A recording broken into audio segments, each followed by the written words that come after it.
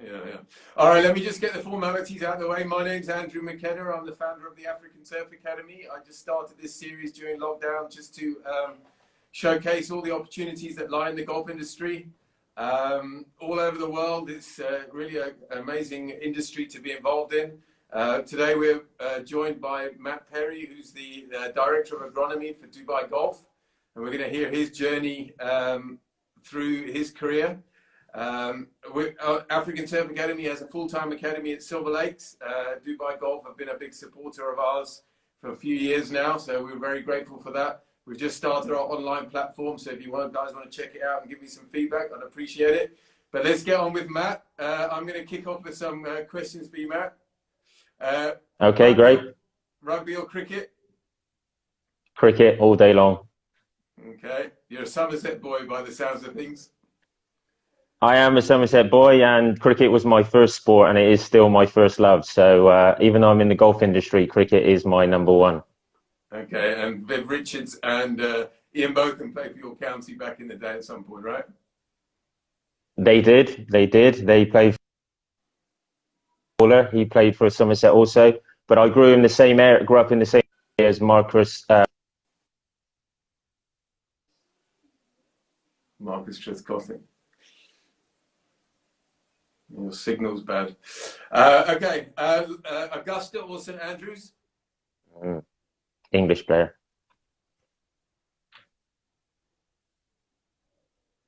Okay, can you hear me? St Andrews, home of golf. Yeah, have you been? it's easy for me. I've never actually been. No, I've not been to either. I've been to Scotland only a couple of times. I actually supported at the Open one time when it was at Turnberry, but I've never actually made it there. So I need to at some point. Yeah, you do. So, and the last one for now, Jack or Tiger? Jack. I'm not one of, you would have think that growing up I should be a Tiger, but yeah, it's I've watched a lot of things with Jack Nicklaus, and yeah, huge fan. All right, so let's kick off now. We're going to hear your story. How did you get into golf? How did you end up being the Director of Agronomy in Dubai? So give us that. Well, a bit of a checkered way to get to it, to be honest. As I said, I played cricket, but I love our sport growing up. Turned myself to golf when I was about 12, and then just didn't really. I got down to scratch, but I didn't really get there to wanting to turn pro. There was a golf course management course near me, about an hour away, at a college called Cannington College in the southwest of England, and enrolled in that, which was a great thing because I didn't really. Obviously, I wanted to stay in golf, but I didn't know what was left.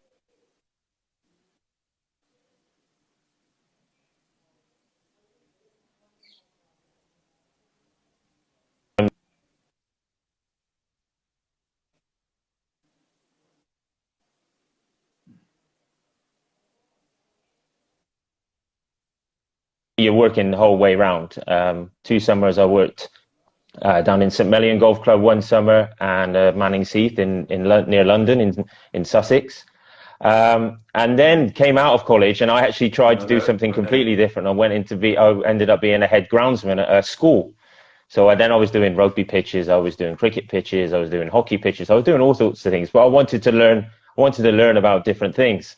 So I went to do that. I did that for a year, and then went back into greenkeeping, a club near my house near Bristol. And then my parents moved actually to Saudi Arabia when I was around 21. So they've been in Saudi Arabia for 4 years. They said, oh, there's a golf course in Bahrain. Why don't you just send your CV over, see if they got any jobs or something like that? Because they used to frequent over to Bahrain. So I sent a CV off to them, and got a phone call like a couple of days later. Oh, we've got a job at the moment, deputy superintendent. I said, okay, yeah, great. How do I have an interview? So this is when I first met Craig Haldane. Craig was leaving Bahrain to go to Dubai, and his assistant was moving up, and they needed an assistant. So I got to meet Craig back in 2006 up in Harrogate at the BTME show with him and Michael Braidwood, and managed to convince them to give me a job. So I was that was it. I was out. I was on the plane. And I started April 1st then, which was the Riffa Golf Club in Bahrain. So did that. Was there for 3.5 years when they ripped up the golf course and helped on construction and growing in the grass for the Royal Golf Club. And then Craig came knocking because it was Paspalum Golf Course. He came knocking and said, "Look, I need someone on the Faldo course at Emirates Golf Club." So if I'd have stuck it out in Bahrain, I most probably would have become superintendent. But to join Emirates Golf Club and to join Craig Haldane was an opportunity too good to miss. So I was willing to stay as a deputy and do that. So I went down there and so I did 3.5 years. So and then I've been there just over 10 years now. So basically did 18 months with Craig. Did a few tournaments, and then the Dubai Creek came up. Rob Gradishaw retired back to the US, and he says, "Look, I want you to go and be superintendent at the Creek." Obviously, it still falls under Dubai Golf, and did a good 7 and a bit years there. Obviously, Craig was a big part of my development, supporting me through that, and when he left, I became the natural successor for him down to Emirates, looked after Emirates, and still obviously we had still kind of a little cast an eye on Creek, but mainly at Emirates for a good couple of years. And how it's worked out, and then we took on Jumeirah Golf Estate, and then it was Mark was there. Mark was head of agronomy. And then Mark's obviously moved on to Quinta del Lago now, and I've stepped into the director role where I'm looking after all 3 golf clubs, which 5 courses, 5 18-hole courses in total. So it's been as a little bit, it's beyond my wildest dreams that I've got to this point in my career. I wanted to be a superintendent by the time I was 30. I did it when I got there when I was 32, and now I turned 40 last year, and I'm director of agronomy for Dubai Golf. It's beyond what I ever imagined, but it just shows if you work hard and you apply yourself, you can do anything. That's my journey. Absolutely, but you're now managing 5 different golf courses all at the same time, right? Yes. So we've got obviously the Majlis and the Faldo Golf Course at Emirates, and then we've got the Fire Course and the Earth Course at JG, and then we got Dubai Creek. So how it works out, I'm obviously director and look after all of those, but we have obviously a great team in place, good senior management that we have to help me. Basically, they make me look good by keeping things going, making great decisions. It doesn't always need my okay on things, so it's important for them to feel empowered and to make those decisions and decide on things. And I'm there to as a person to lend a hand and a passing ear or and another set of eyes is always helpful. So we've got a really good team, and and they, like I said, they make me look good. So what's your biggest lesson you've learned from shifting from managing one golf courses to managing multiple golf courses? Obviously, managing your time is completely different. Obviously, when I had Dubai Creek, it was fine. Then I moved up to obviously Emirates and had 2 golf courses. And in the early stages, I was like, this is a lot. I was like, I don't know yet. How's Craig doing this? You're like, sometimes I didn't get out on certain parts of the course, and that day, and I'm like, I didn't go out there today, and it was like, I've got to make sure I get out there tomorrow. And but I've just learned to. And that's on one property, right? Now you've got. I was. Now I've got. A few weeks ago, and it's about 30-minute drive between the 2, and then the creek is another 40 minutes away, right? Yeah, so the creek's about 30 minutes away. It's about 10 to 15 minutes from JG to Emirates. I live right in the middle of that, so it's about 7 minutes each way. So it's not too bad. But then you'll be at one club and then you'll have a meeting at another club and you need to go and drive down there and things like that. So things can be, but at the end of the day, I don't sweat it too much. I'm quite relaxed in my managerial style, and that I let people learn and let people make those decisions. And if they make a mistake, they make a mistake. It's like they'll learn from it. It's important for I've made mistakes along the way, and you learn from it. So yeah, it's very different. I'm doing at the moment. I'm doing twice a week at Emirates, twice a week JG, and once at Creek. But that will all change. We've got closures coming up. I might not be at a golf course for a whole week, and that's when I have to entrust the management team there and communication. So, what's your biggest lesson you've learned from this, like scaling of your role? Well, the bigger lesson is obviously empowering your colleagues to do the work. Obviously, it's an important thing for me to make sure that they take ownership of what they're doing on the golf courses. Just interaction with the team. At the end of the day, it's not just the senior; it's the junior colleagues as well. They're so important to making sure that we get those golf courses in the condition that we want to. So. Just thanking them, meetings, communication.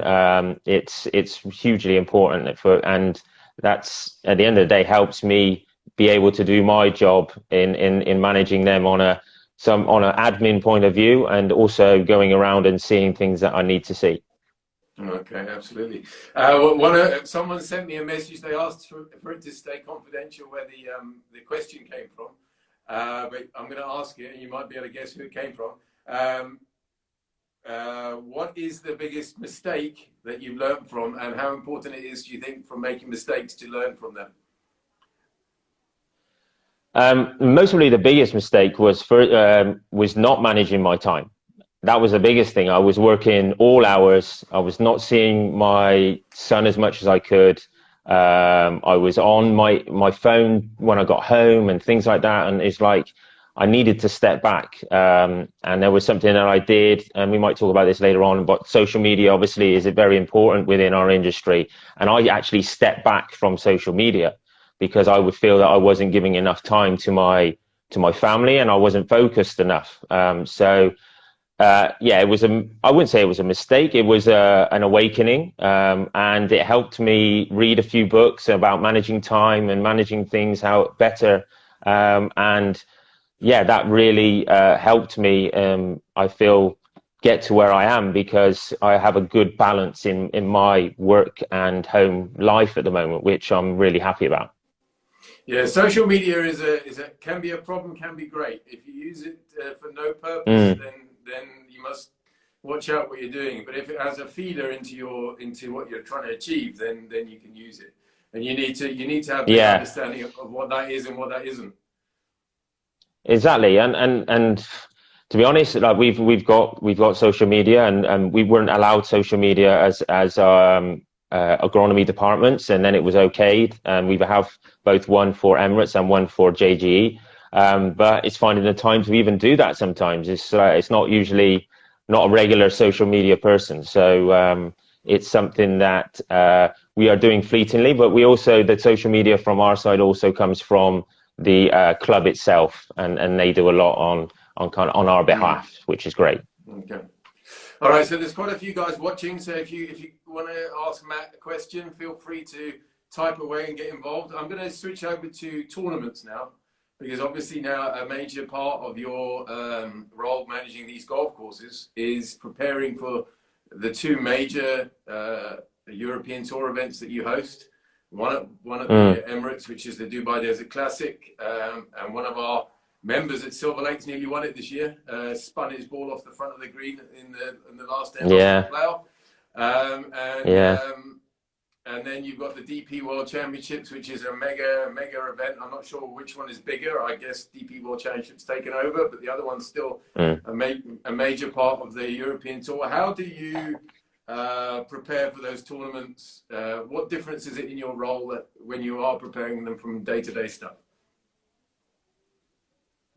Well, obviously preparing for, but to answer your question, yeah, DP World is obviously the end of season one. I've not actually prepared for one of those before. It'll be my first one this year.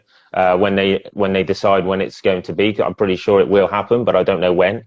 But from preparing for the Desert Classic, which is what 31, we've just gone past 31 years of the Desert Classic this year. Starts way in advance. Usually we'd have a visit from the European Tour in May, start adjusting grass lines, talk about what we're going to do, projects during the summer, and then basically overseeding, which is a major part going forward into the winter. We overseed the golf course, and then it's basically just maintenance and making sure that we get that ryegrass up, and then going through into January. January is pretty full on month. We don't tend to have any days off. We go straight through. Obviously you can imagine that you must have spoken to some of the guys. The detail that we go into managing this golf course, the golf course is huge. We have 72 people that work in our department at Emirates Golf Club, and it's all hands to the pump basically, especially during the week before. Is a huge week for us. I always say that the week before is the most important, not the tournament week, because that's when you're doing all your prep, you're getting everything where you need to, tidying up and final things. And then during the week, even though it is very tiring during the week, it's a lot easier than the weeks prior. That's hence why I like the students to come up a week before, because they can see what sort of work goes into it, as opposed to just being there for the week of the tournament. Yeah, so our students, just for those who don't know, our students go up and join Matt's team a week, 10 days beforehand, something like that. Yeah, it's 10 to, they stay for a good 2 full weeks. They stay for. They usually come up the Sunday before. The Sunday before the actual tournament week. So they get a good full week when the golf course is actually closed, so that we can do some work. They had quite an experience this year. We had the worst rain that I've ever seen the week before, and a lot of cleanup and stuff like that. So they definitely got stuck in this year. They got a little rough compared to the other students that have been up with us. Yeah, well, I think they came back super excited to get into the industry. So whatever you did to them, they came back buzzing. No, glad to hear that. They were good, great guys and good guys. They got on with their work really well, asking a lot of questions, which is what they're there for. They're there to learn. What I love about it, and the last 2 years that I've obviously been involved, obviously still when I was at Creek, is that how they mingle and get to know the team they're working in. They got nationalities from all over the world that they would have never interacted with before, and they learn so much from them. They stay with them in accommodation. It's a great opportunity, and I know the guys always welcome them when new students come, and they look forward to it and finding out about them as well, which is great. Yeah, and Matt's been kind enough to look at expanding the offering that our students might get with them, but we're not going to get into too much detail because Corona is throwing some spanners in those works, but hopefully we can make that happen. Okay. So yeah, of course. Yeah. Just to go back, you played the Desert Classic on an overseeded rye golf course, is that right? Yeah, so there's been different things during. We've overseeded the whole golf course in the past, and then we don't overseed greens anymore. Greens don't get overseeded, and we don't overseed fairways anymore. We overseed rough, tees, approaches, surrounds. Main thinking around that is the golf course is quite old. It was built in 1988. It's not a huge length, so we had to somehow make it a little bit more difficult, and so we adjusted fairways and so forth, and made them firmer because they were Bermuda, and they were going sort of set there like semi dormant during January, so we get some good roll on them. And this year we used a new ryegrass that we've not used before from a company in the US that we normally get from, but a new type of ryegrass. And yeah, we got the rough, mostly the thickest has ever been. So we kind of turned the tournament a little bit on its head this year. I think 24 under won last year, and I think it was 8 or 9 under won this year. Or might have been even less than that. So we might need to find a happy medium for them next year. But they did enjoy the golf course. They enjoyed the test. But yeah, we do overseed. We do overseed all the golf courses, Dubai golf courses. So that's something that is challenging. We got to do it at different times. We can't have all the golf course overseed at the same time. Our members would go absolutely ballistic. But it's great that we have that opportunity to do that and present the golf courses in that great condition of the ryegrass, dark ryegrass, and then the light coloured Bermuda. The contrast is something else. It's something else. Okay. All right. So now, just before we go on to talk about how the situation in the world is affecting your plans for the tournament, I just wanted to talk about your night golf. You have a night golf experience in Dubai, which is not quite the same as the night golf that we play in other parts of the world with a luminous ball, is it? No. I was quite lucky to when I first came to Dubai Golf in 2009. They started to install the floodlights on the Faldo golf course.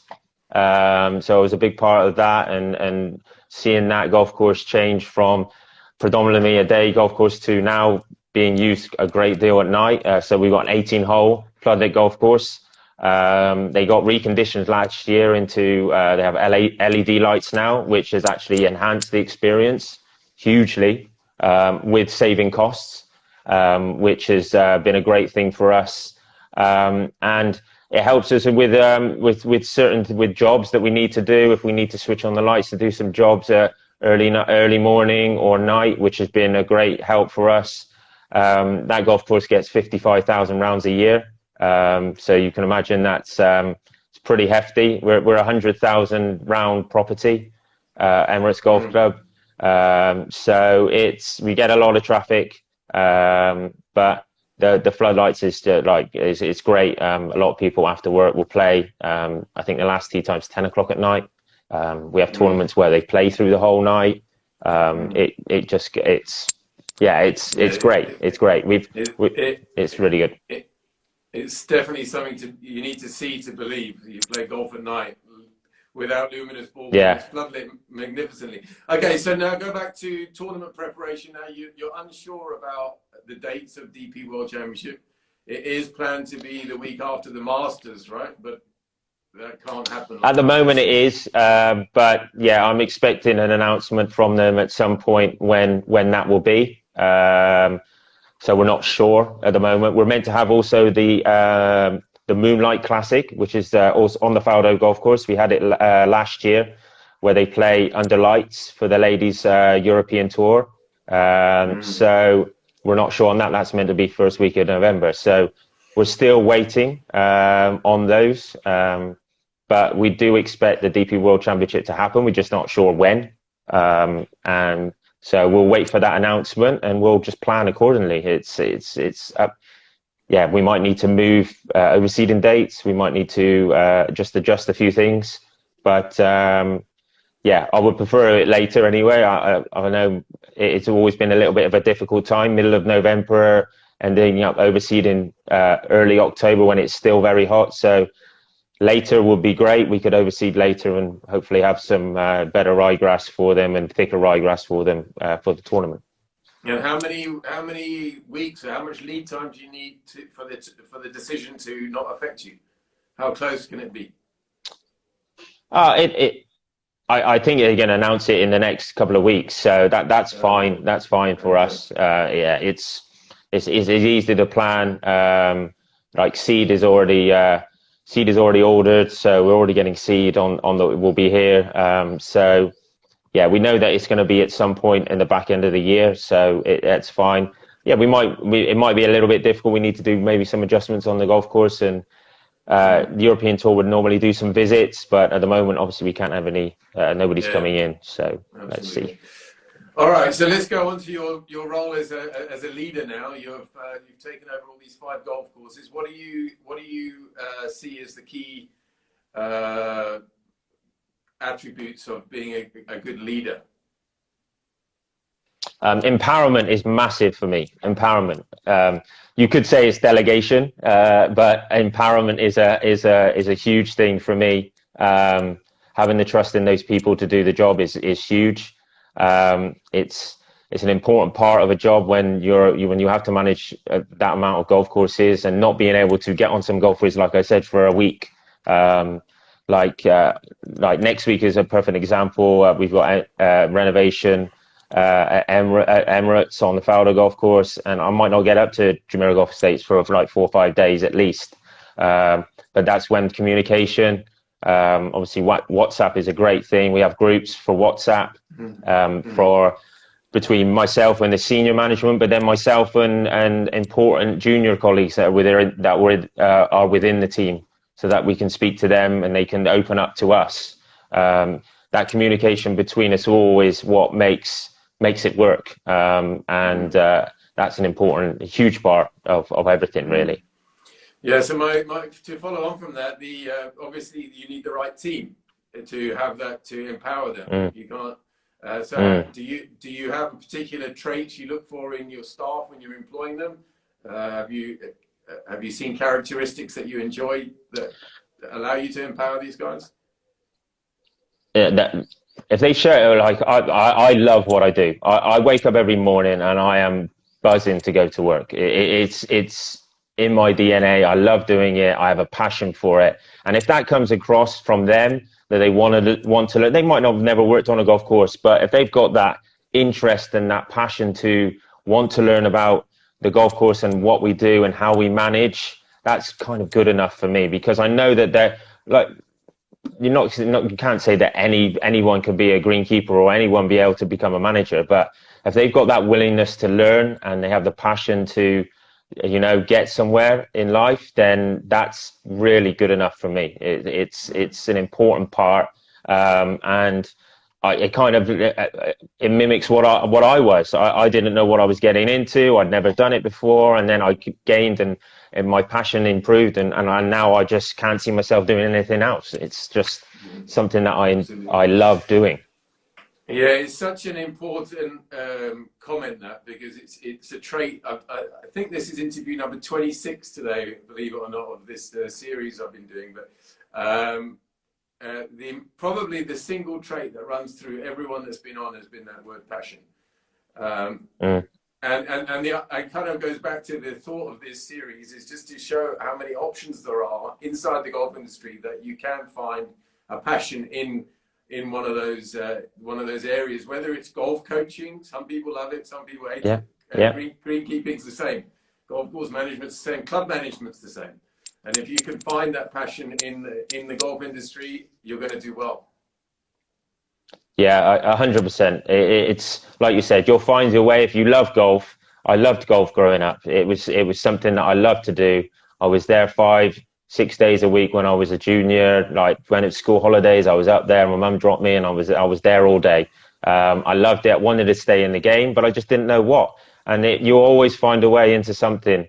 That's why we all love the game. It's but it's to say, like, I'm a greenkeeper, but I've turned my hand to other things. I gained my club manager's diploma, so I've done other things as well, so that if I did want to move out of it, I could possibly move in another direction. It's there. We're always learning. I'm always learning every single day. Absolutely. And then it kind of goes on to I had another question for you. What makes a great greenkeeper? But I guess the answer is the same. Yeah, pretty much. You got to have a bit of common sense. I've worked with plenty of people that don't have common sense, and it can cost you. Got to have a bit of common sense. Know when to asking questions, learning from people that are around you. It's hugely important that the people that are around you are asking questions and even challenging me. I love that. I love that when people come to me and I might say into me that, and then they'll say, what about this, sir? Maybe why don't we do it this way? And then I'll think about it. It's like, yeah, good point. Why don't we do it that way? You know, that's a perfect working relationship for me. I love being challenged. I might say yes, but I might say no. And usually you've got some kind of theory behind it. So that's what makes it great. Absolutely. I think one of your staff members who's stuck in another country has just joined us there, Mario, right? Mario Simonga, is he a staff member of yours? Yeah, Are you still there? Mario is one of my great, you could say, prodigies. I worked with him at Creek, moved in. Yeah, I'm here. Can you hear me? Yeah, I can hear you. Yeah. Hello, can you hear me all right? Yeah, I've got you. Yeah, so Mario is currently stuck in the Philippines. He went on vacation and wasn't able to get back. Missing him dearly. He worked with me at Dubai Creek. I sent him to Craig at Emirates, and he's another person. He started as a greenkeeper, just a normal greenkeeper, or maybe even landscaper. Worked his way up. He's now assistant superintendent at Emirates Golf Club. So, you know, work hard, you can get anywhere, and he's a perfect example of, yeah, it's all about just going for what you want to get, really. Okay, yeah, good stuff. Right, so mentorship. So, sorry, before I go into that, I just want to touch on again the passion. The other theme that runs through it, and I can hear it coming through from you as well, is the importance of adding value in your role. And I know Emirates pushes that. So from passion, you're in a position where you pursue to add value to your clients, to your golf club, to your staff members, and so on, right? Yeah, it's hugely important. We changed our dynamic as a club a few years back. Craig might have talked about this, where we changed the culture. We changed the vision and changed the mission, and everyone bought in, and we.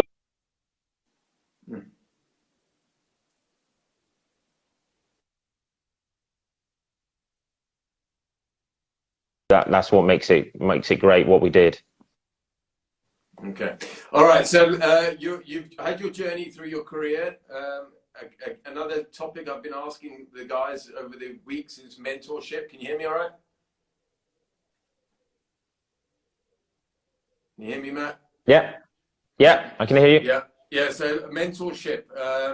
It's one of the common themes again amongst the guys. Have you had a mentor in your career? Do you see yourself as a mentor? Do you enjoy that role? You know, let's talk about mentorship for a minute. I've had a couple of different mentors through my career. People that I've kind of looked up to.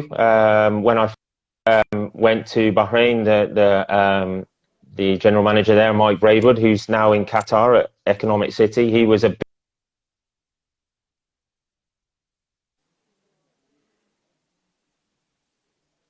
management styles. And then obviously my main mentor in whole of greenkeeping is Craig Haldane. Obviously I met him in 2006. He asked me to come to Emirates, called up my boss and said, look, I want Matt to come and work for me.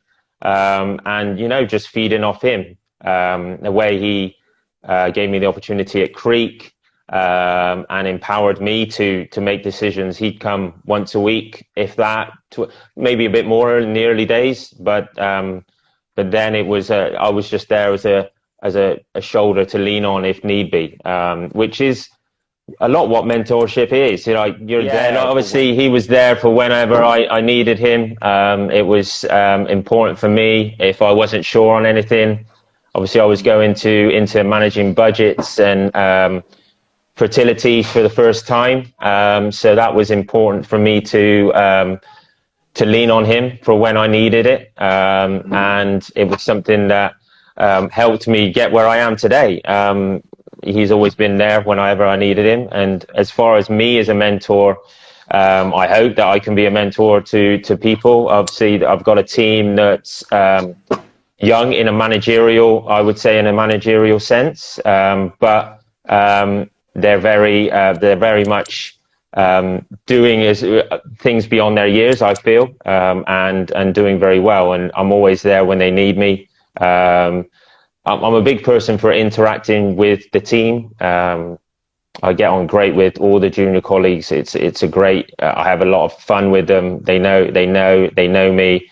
I'm there. I'm not the sort of person who gets angry. I'm the kind of person who's laid back, but they'll know if I'm upset if something's not been done or something that's could have been avoided. But I'm very much put a lot of onus on them and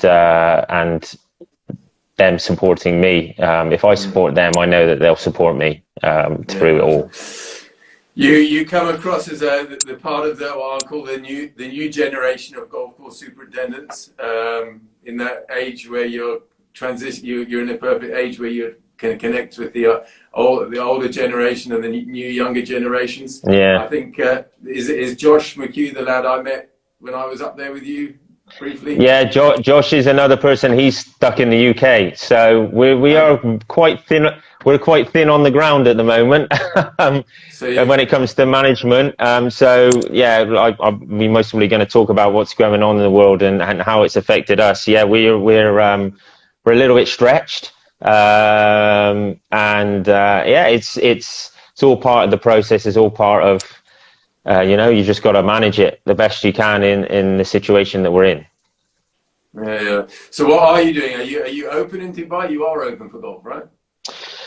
Yeah, we open for golf. We've been open for golf now for, I think this is the 4th week. I think we've been open. We were locked down for a good 3-4 weeks, full lockdown. But we got at Emirates, we got the guys who live on site, which is great for us. They could actually do work. They didn't actually have to go out of sight, so they wouldn't have actually got, in trouble or anything like that. Because if you were outside, you would have got fined and so forth. Then we had to have people move in and stay at Jumeirah Golf Estate. So we had 10 guys. We called them the hero team. They were there whenever we needed them. If we were in full lockdown, they could go out and do some bits on the golf course to keep it going. And then we managed to get special letters for myself and the senior management and certain key colleagues to go into work during lockdown. So we've been working non-stop since the first day of lockdown, going in and checking. Obviously, we've been without Josh at JGE, and we've been without Mario at Emirates. So we've got Marinas at JGE, who's just had a baby as well. So he's got it tough at the moment. He's got no sleep, and then he's working. And then South African boy, right? Yeah, South African, who's assistant agronomy manager. So he's enjoying getting out on the course a lot more and around and interacting with the team, which is good for him. Then we have Donal Mulvey, who's at Emirates. He's my fleet manager, but also second assistant. He mainly looks after the Faldo, but he's obviously needing to turn himself to new things and out on the Majlis and so forth. And then there's me, and there's Remy at Creek, who's been there the whole time. And then there's me just fluttering between all three at the moment and getting out where I can and doing what we can. So it's certainly been eventful and something new. But yeah, we all learn from it and we all adapt to it. I'm doing things that I wasn't doing before. I was always like irrigation. Never really did it from home. And now I've got access to the computer, so irrigation computer, so that I can adjust irrigation and things like that. You learn new things, and I certainly have, and I know the team has. But we would like those other two guys back if they are watching. Well, you're in a lucky position because we're in day 56 of lockdown here, and there's no golf. Yeah. It's crazy. Yeah. Well, obviously we're actually the only sport that's open and running at the moment. But obviously there's a lot of things in place to safeguard us. It's only 3 balls, 1 person per cart unless you're in the same family. Mask all times. We're disinfecting in everything. We don't put the clubs on the carts. They have to do that themselves. Social distancing. It's right. We only just opened like driving range. They're chipping. They got to use their own balls. A lot of different things that we put into place that we had to go to the government and go to the authorities, the Emirates Golf Federation, to get us to be open again for our members who obviously are paying good amounts of money and not getting to play golf. Like at the moment, we're 6. Lockdown has just been changed from 8 p.m. till 6 a.m. So you can't get out during those times. It's okay for us at Emirates. The guys are on site. They start at 4, so they can have a tea time at 6:30, no problem. JG is a little bit different because they bus in, so they can't leave the accommodation till 6. So we have 8 o'clock tea times at JG and Creek. So it's different, managing different scenarios. The team can do different things at different times, and we're in Ramadan, which is another thing, which is 2 hours less for workers during Ramadan. So it's been a funny old month, but like you said, you live for challenges like this. It's all a challenge and something new, and you adapt to that situation. So it's great. Absolutely, it'd be nice to have a game of golf though. Yeah. I know the members are loving it. They're straight out. The tea times booked. The tea times that we can have are booked fully every day. They want to get out there. We got a lot of new members as well. A lot of new members coming to join. Because they're not traveling and so forth. And why not join a golf club and get out? Because they can't play they can't go to the gym or anything like that. You can only play golf at the moment. So why not? Yeah, perfect for the membership. Yeah. Okay, so just a few more questions from me. I'll be able to piece this back together to make it look like one. But what advice would you give our students who are entering the industry now? Obviously, it's important for them to learn and ask questions and basically take in any kind of information that they can from people. From experience that they can get. It's a huge part of development into the game and learning. Don't be scared to make a mistake. If you make a mistake, you just pick yourself up and go again. There's no point crying over it. You just got to get on with it. And mistakes happen, and you learn from them. I know I made plenty of mistakes along the way, and can cost money and stuff like that. But at the end of the day, it's a mistake. You don't mean to do it, and it's important for them to, get on, have a passion for what they do, and just encompass themselves in the team and take any kind of experience that you can get. I can't tell you enough how much I've benefited from speaking to people and learning about things and making mistakes. Still make mistakes now. You still learn from them. You just got to keep going. Yeah, one of the speakers the other day, I can't remember who it was now, was talking. I think it was Chris Haspel, was talking about how important it is to go and visit other sites. You obviously got 5, but over the years you visited lots of other sites. You're a fan of going and spying. Well, it's not spying, but going on checking what other people do well and implementing. Not just visiting, actually playing. Playing is massive. I don't play enough, and it is that's my worst downfall, is that I don't play golf enough. Because even the courses that I manage, because you see so much more when you play golf. You see so much. I'm writing notes, and when I play, I'm writing notes down, or I'll have a radio even with me, and I'll go on the radio. What this, and you see so much. It's unbelievable. You could be driving around that golf course all day, and then you can go and play it, and then you'll just see things that you didn't see all day. It's you can't tell how important it is to play, and Yeah. I don't play enough. Is a thing, and seeing other golf courses is perfect. We have a great community of superintendents here. We all talk. We all talk. Desert Classic, we hold. I hold an agronomy day, so I invite all the superintendents in the area to come. They get tickets for the Desert Classic, come to hospitality, drinks, food, and stuff like that. It's something that Craig started, and I've continued it. I continued it on, very much like how we started with the relationship with you, and I've continued it on because it does grow the game and when I say game, it grows the industry with all of us. And yeah, seeing our golf courses is important for us to do as well. And not maybe this time of the year is a little bit hot. We don't really get around. We tend to stick where we are, but definitely during the winter, it's important to make that opportunity to go and visit someone else or go and play that golf course.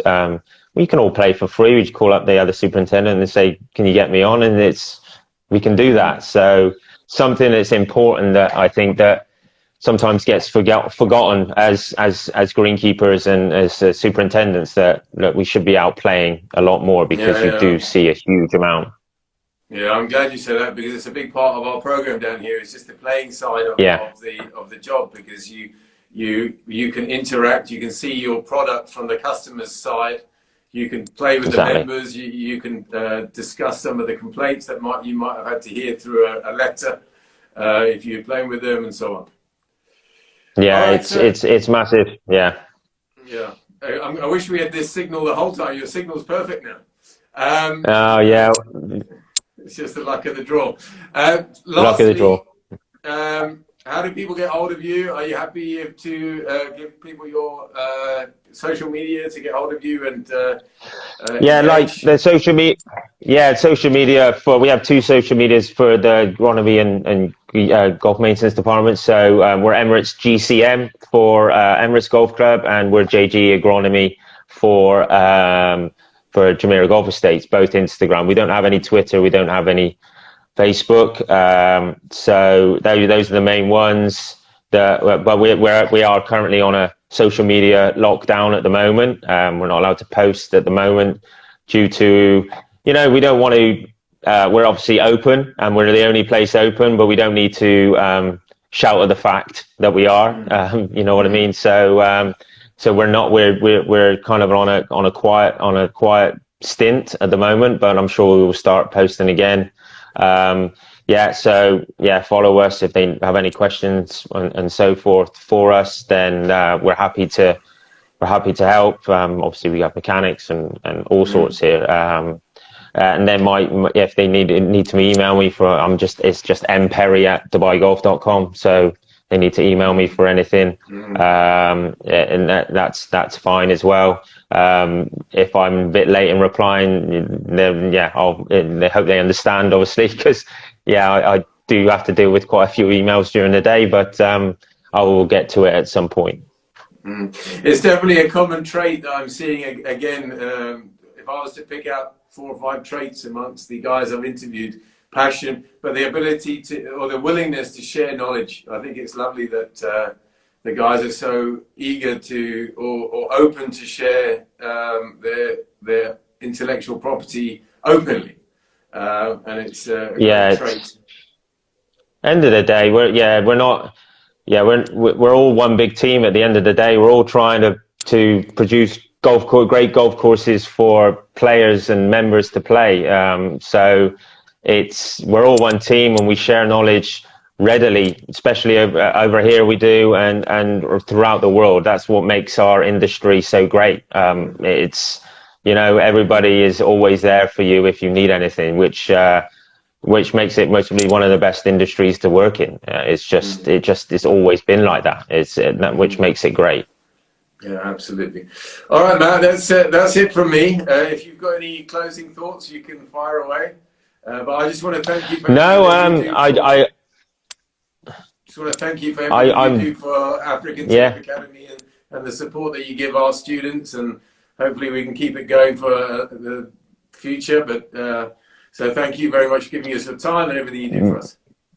No, but you're very welcome. I thank you very much for having me on, and yeah, hope everybody enjoyed what I had to say. If they have anything else to say, obviously, I know your students will be very interested in if we were to get through and sort out this interim program that we want to do, and I'll look forward to meeting and speaking to them going forward. Great opportunity for them to be part of quite an exciting few months. So, but yeah, thanks very much, Andrew. Your support as well is huge. Getting them to come up here. Some of them have never left their own country before, and the opportunities you're giving to them is something that you should be very proud of, and I know they are. I know they're very proud that you're helping them and supportive of them. So it's great.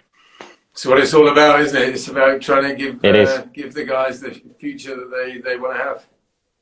Exactly. Exactly. That's my passion. There you go. Everyone's got to have a passion, and yeah, we do it because we love it. Yeah. All right, Matt. Thanks a lot. I really appreciate it. All right. Thank you very much. Speak to you soon. Okay. Bye. Bye.